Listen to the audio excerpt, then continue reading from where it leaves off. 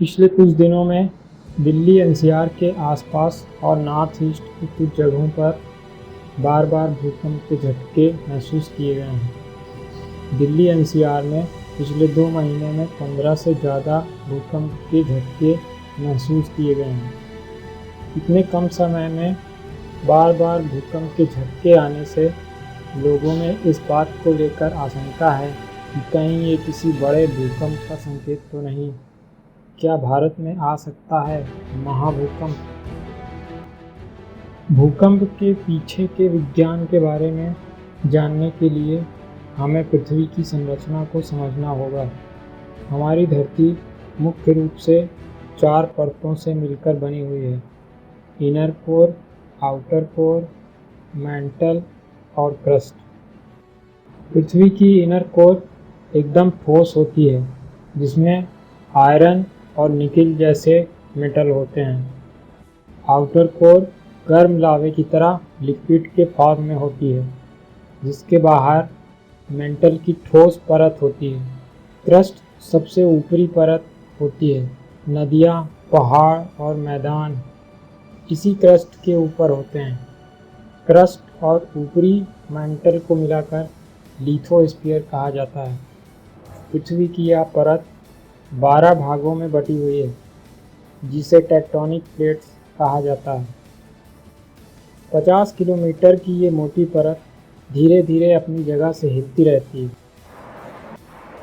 कोई प्लेट दूसरी प्लेट के निकट जाती है तो कोई दूर होती जाती है। जब ये प्लेट आपस में टकराती हैं तो भारी मात्रा में ऊर्जा निकलती है और भूकंप आता है। जब भूकंप से निकलने वाली ऊर्जा सतह के काफ़ी करीब होती है तो भयानक तबाही होती है। जब ये भूकंप समुद्र में या फिर समुद्र से नज़दीक में आता है तो सुनामी आती है। जहाँ से भूकंप की शुरुआत होती है उस पॉइंट को फोकस कहा जाता है। पृथ्वी की सतह पर वह स्थान जहाँ पर कंपन सबसे ज़्यादा होता है उसे भूकंप का एपिसेंटर कहा जाता है। ये पॉइंट फोकस से सबसे नज़दीक होता है। भूकंप में निकलने वाली ऊर्जा की तरंगों को सिस्मिक वेव्स कहा जाता है। भूकंप की तीव्रता का पता उसके केंद्र से निकलने वाली ऊर्जा की तरंगों से लगाया जाता है। भूकंप की तीव्रता जानने के लिए रिक्टर स्केल का इस्तेमाल किया जाता है। भूकंप की तरंगों को 1 से 9 तक की रिक्टर स्केल में मापा जाता है। रिक्टर स्केल को सन 1935 में वैज्ञानिक चार्ल्स रिक्टर ने खोजा था। रिक्टर स्केल पर प्रति स्केल भूकंप की तीव्रता 10 गुना बढ़ जाती है। 2 या इससे कम तीव्रता वाले भूकंप के झटकों को हम महसूस नहीं कर सकते। रिक्टर स्केल 5 से कम तीव्रता वाले भूकंपों को हल्का माना जाता है, हालांकि इसमें दीवारों में क्रैक्स आ जाते हैं।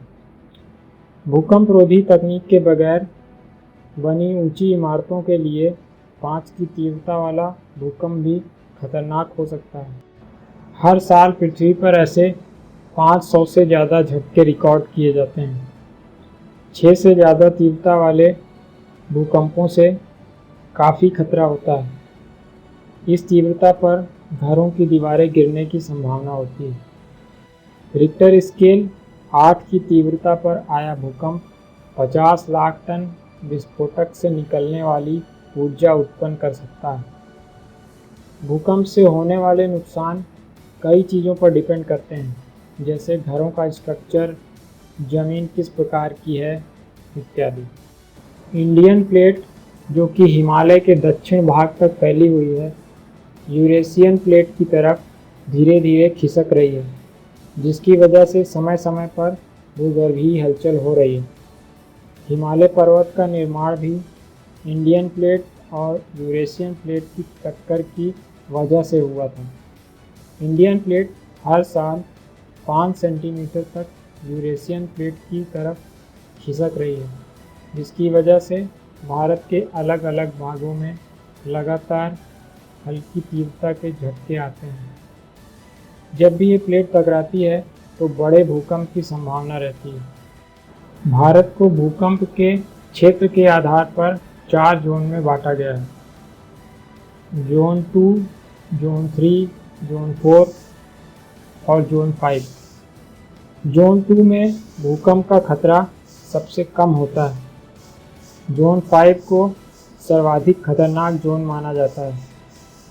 उत्तर पूर्व के राज्य जम्मू कश्मीर, उत्तराखंड के कुछ हिस्से, गुजरात का कच्छ, हिमाचल प्रदेश के कुछ हिस्से जोन 5 में आते हैं। यहाँ ज़्यादा तीव्रता के भूकंप आने की संभावना रहती है। दिल्ली, एनसीआर, उत्तराखंड और उत्तर प्रदेश के ज़्यादातर हिस्से जोन 4 में आते हैं।